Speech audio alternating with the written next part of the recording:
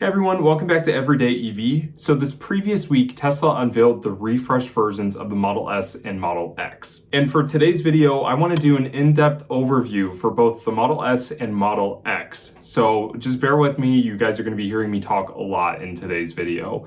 I want to discuss the differences that we're seeing with the refreshed Model S and then dive into the Model X. So let's get started with the Model S. The Model S has not seen a refresh in terms of design since 2016, and this was recently after the Model 3 had been unveiled, or at least the concept of the Model 3.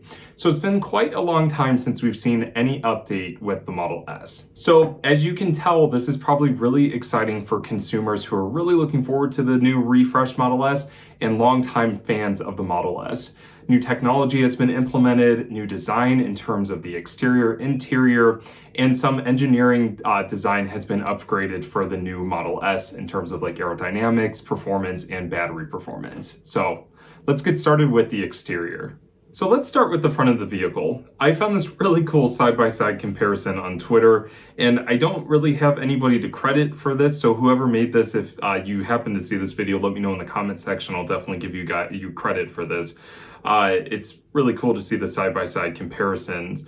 So we'll start with the front. So the top picture is the old design Model S. At the time back in 2016, they upgraded the front of the vehicle to fall more in line with where the design language was going for Tesla, aka where Model X really started that process. So you have that flat front. They removed the old nose cone from the older generation Model S and upgraded the headlights to brand new LED headlights.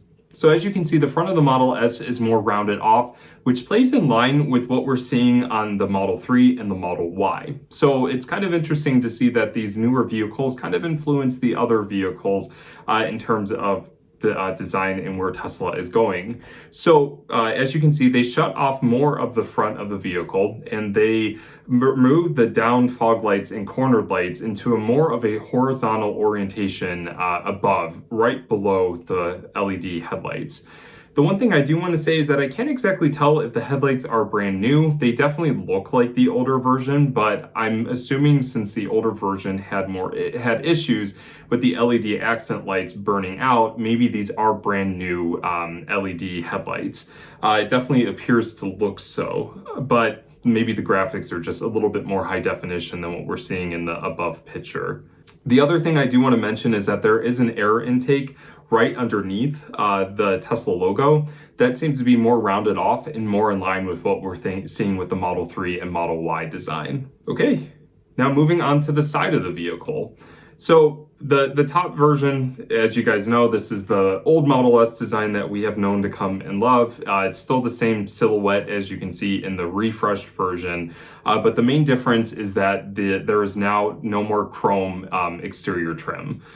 You can consider it a chrome delete, but I know that there's a lot of conversations that if it was never chrome to begin with, is it really a chrome delete? I don't necessarily consider it that, but that's just my opinion. So moving on to the side of the Model S, the top version had the old turbine rims. These were the second generation turbine rims, I believe. And then the new one has the brand new Arachnid rims. These are 21-inch rims.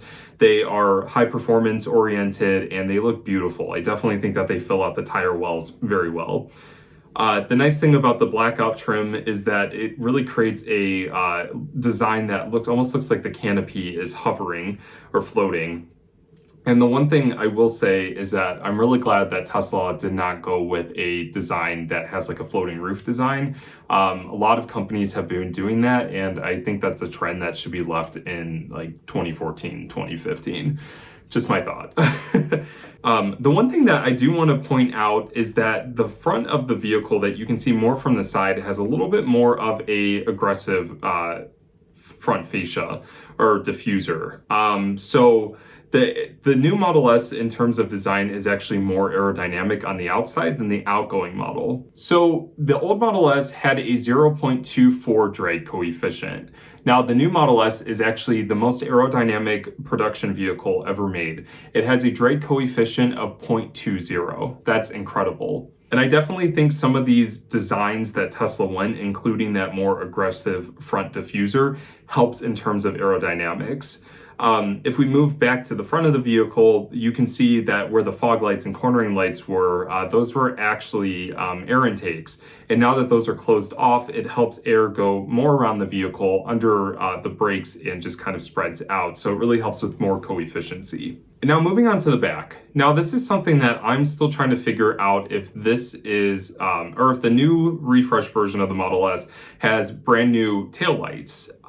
As you can see in the top picture, they're not tinted out like the refresh version is below. However, some of the photos and videos I've seen of the new refresh testing on the road, it appears that they're still the same taillights as the outgoing model. Maybe the graphics were just updated and that's why it looks like it's a little bit darker than the outgoing model, but it would be cool if these were more of like the diffuse LEDs that you see on the Model 3, Model Y, as well as the Model X. The big difference with the back is that it does have a brand new rear diffuser design. This is more aggressive and in line with what we're seeing with the other vehicles.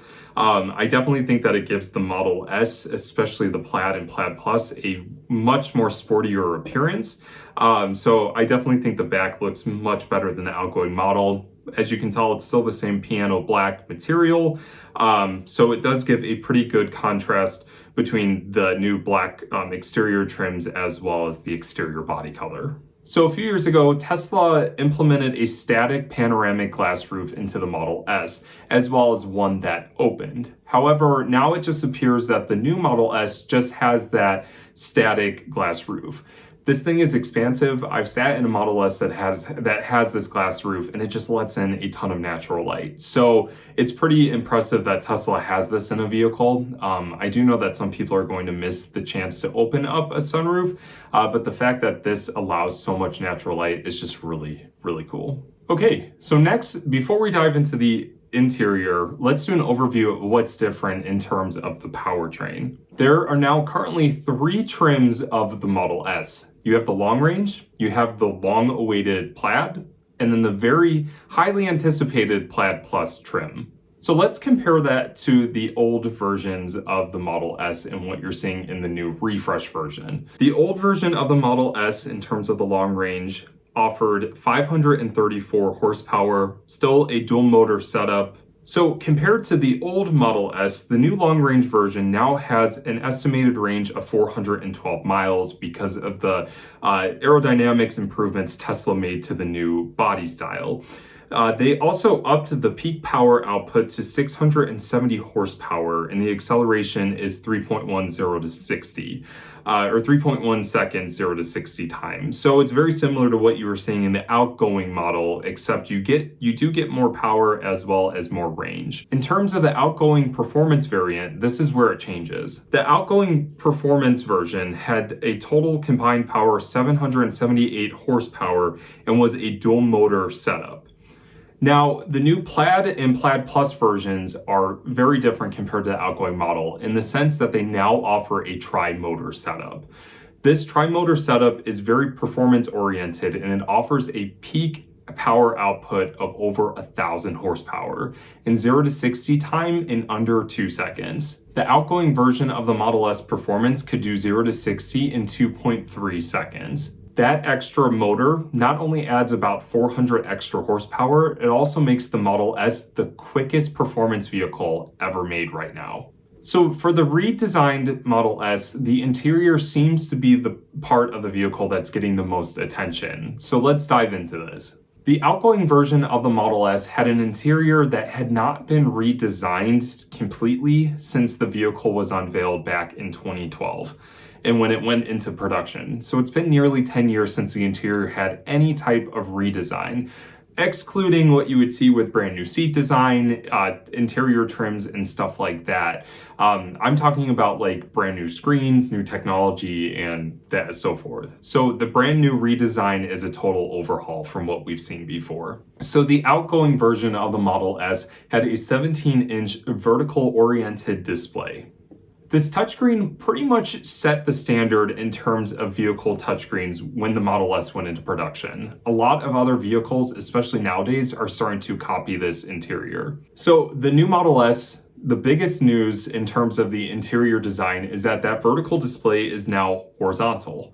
Now that the Model S and the Model X has this horizontal display, it allows for software developers to create software for the entire family of Tesla vehicles. For the 3, the Y, the S, and the X, it really makes things a lot easier in terms of software design. And it also really cleans up the interior. It has a brand new dashboard design. There is now wood trim that extends the entire dashboard as well as onto the door panels. You can see that the door panels are newly designed to kind of look similar to what you would see on the Model 3. There is now no more door handle. It is a push actuator to open the door, as well as new door pockets, which is something that the Model S has never had before. So that's pretty exciting to see. I know a lot of customers are going to be very happy about that. The new design in terms of the center console is that there is a wireless charging pad for cell phones, as well as more storage space, and a design that replicates what we've seen in the Model 3 and Model Y. Another cool feature that you can see is that there is silver trim that goes along the center console as well as on the dashboard. It has not been confirmed, but there are rumors that the new Model S and Model X will now have interior LED ambient lighting. And also, another thing that you will notice on the dashboard, there is now no air vents. This falls in line with what we've seen in the Model 3 and Model Y, that Tesla has been very successful at hiding the HVAC system from the naked eye. This is what they're calling their airflow system, and it kind of replicates like the airflow is coming out from the center display as well as the driver display. So now let's talk about the elephant in the room, and I'm talking about that yoke steering wheel. A lot of people online are questioning whether or not this yoke steering wheel will actually make it into production. A lot of people online are also questioning the design choices of Tesla and whether or not they should offer this as an option. Actually, they are. You'll be able to get a standard steering wheel as well as a yoke steering wheel as an option. This design of the yoke steering wheel looks very similar to what we've seen in the Roadster concept that was unveiled back in 2017, as well as the Cybertruck concept. So I think it makes sense that Tesla would implement a new steering wheel. There's a lot of rumors that the steering wheel will actually fold underneath the dashboard whenever the vehicles are full self-driving. I don't necessarily know if that's confirmed, it's just kind of a rumor right now, but that would be pretty cool. Another thing that you'll notice about the steering wheel is that there's no stalks. And if you are familiar with the outgoing Model S and Model X, the stalks control things like your windshield wipers, your blinkers, your gear selectors, and autopilot. And now Elon has announced that the vehicles will actually be able to determine what gear the driver wants to go into. So according to Twitter, Elon stated, after you drive without using a PRND or park reverse neutral drive stalk and stick for a few days, it gets very annoying to go back to use a shifter. So he confirmed that there will be no more stalks. The car guesses drive direction based on what obstacles it sees, context, nav map, and then you can also override this feature via the touchscreen. So that feature has yet to be determined if that's going to make it into production. I know a lot of people are concerned when it comes to software choices.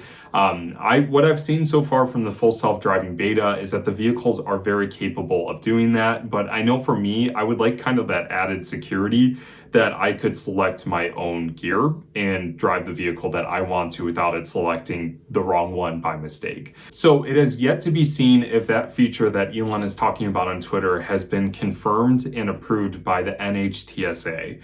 It's probably going to take a lot of testing to prove that the vehicle is capable of doing that, but it would be pretty cool if in the future, when we do have full self-driving cars, that it would just decide which gear to go into based on its surroundings and other exterior environments. Another thing that I want to point out with the steering wheel, with there being no blinker column, as you can see in this image, the blinkers as well as the windshield wipers, horns, and other features seem to be appearing directly on the steering wheel.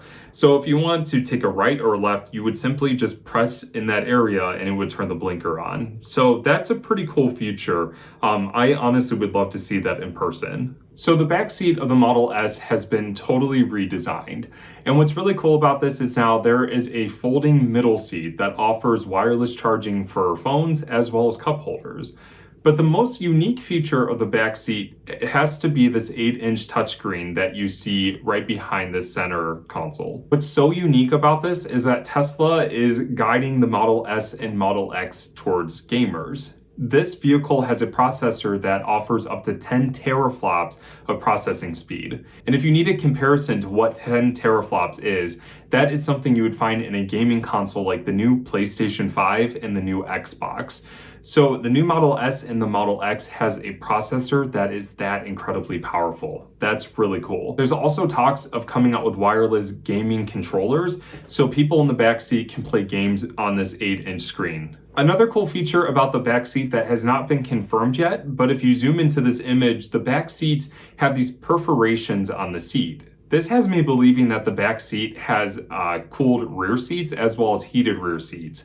If that's the case, the Model X and Model S are going to be the first Teslas with cooled rear seats. Another upgrade with the new Model S and Model X is that they upgraded the audio system to a 22-speaker, 960-watt audio system with active noise cancellation. This is the first time Tesla has implemented noise cancellation in their audio systems, and I can tell you from the previous surround sound systems I've used within Teslas, I'm excited for this new one. It's probably going to be pretty spectacular. In terms of trunk space, you are going to get very similar space in terms of the new version versus the outgoing version. One thing I would like to point out is that they've implemented these new seat switches that we've first seen on the Model Y. It is now available in the Model S, which will allow you to fold the rear seats down without having to strain to hit a switch or something like that. So that's a pretty nice feature that they are now offering. Okay, so that's going to be it for the Model S redesign. Let's dive into the Model X. One thing before we do this, I'm just going to let you guys know the interior of the Model S and Model X are very similar in terms of this redesign, so I'm mainly going to focus on the exterior of the Model X and what's new there. So the Model X was unveiled in September 2015, and the design has not changed since. Okay, in terms of the exterior of the Model X, it looks very similar to what we're seeing in the Model S. Everything seems to be a little bit more well-rounded off in terms of the front fascia. They moved the fog lights and cornering lights and closed off that air intake and moved them up to be kind of right below the headlights, which is very similar to what we're seeing in the 3 and the Y. You now have this well-rounded front air intake as well as a more aggressive aerodynamic front end.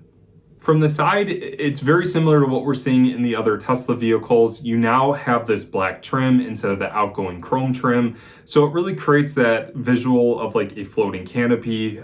Definitely a good design with the Model X. And then you have these brand new 19-inch rims, which they're calling the Cyberstream rims. So they kind of look very similar to what we're seeing on the Model 3 with the sport rims, except they're a little bit more curved. I think that these 19-inch rims look much better than the outgoing rims on the Model X. They look cool, and it's definitely a cool nod to the Cybertruck. There's also these upgraded 22-inch rims. These are the new turbine wheels. They're more aerodynamic focused with those inlays that you see between the spokes. And I definitely feel like they fill out the tire well really well. I've always been a big fan of the outgoing turbine rims that Tesla had in their previous S and X vehicles. So to see this new take on this design, I think it works very well with the X. So the back end of the Model X looks very similar to what we're seeing in the brand new Model S. You have that brand new rear diffuser that really gives it a very sporty appearance. There's now no more chrome trim on the back, so you have that black line with the Tesla name spelled out, which is a really nice feature, as well as the LED taillights that we've seen in the previous Model X. I can't exactly tell from these visuals if those are brand new taillights, so I'll have to wait to see one in person, but I've always been a big fan of the Model X taillights. I like the diffused LED look. In terms of trim, the Model X falls in line with the Model S. However, there is only 2 trims available for the Model X. You have the long range, and then you have a plaid variant. The long range offers 360 miles estimated range on a full charge, and 0 to 60 time in 3.8 seconds. It has a 0.25 drag coefficient, and it has a peak power output of 670 horsepower. Now, the difference between the Performance Model X and the Model S is that the plaid version of the Model X does not get a Plus version yet. So you still get that tri-motor setup and the peak power output of over 1,000 horsepower, but you don't get that Plaid Plus version that the Model S is receiving later this year. 0 to 60 time with that Plaid trim level of the Model X is 2.5 seconds 0 to 60. So it's still pretty fast, but it's going to be seen later this year if they do introduce a Plaid Plus version of the Model X. And that's really it in terms of the differences between what we're seeing with the outgoing versions of the Model X and Model S. These vehicles have been needing a redesign for many years now, so I'm really excited that Tesla has implemented such cool technology and design language into these new vehicles. So I know I didn't touch too much on the Model X compared to the Model S. The main differences between these vehicles is pretty much the exterior design, but the interior is pretty much the same between both of these vehicles. They're still going to offer that yoke steering wheel, the 17-inch horizontal display, the same center console, the video game oriented interior, and so forth. So since we touched base on that with the Model S, I wanted to just kind of do an overview of what we're seeing in the Model X. So if you guys do want more information on the Model X, let me know in the comment section because I definitely can produce a video that dives more into what we're seeing with the new Model X. So that's going to be it for today's video. I hope you guys enjoyed this in-depth look at the Model S as well as the Model X. There's a lot of things to be excited about regarding this new refresh. I know I'm pretty excited about it. I love the Model S as well as the Model X. So pretty excited about this refresh. Let me know what your guys' thoughts are in the comment section. I would love to talk with you guys more about this.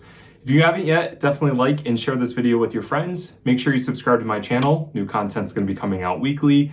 Definitely appreciate all the support from you guys. And I hope you guys are taking care, staying safe, and I hope you make every day electrifying. See you guys in the next video.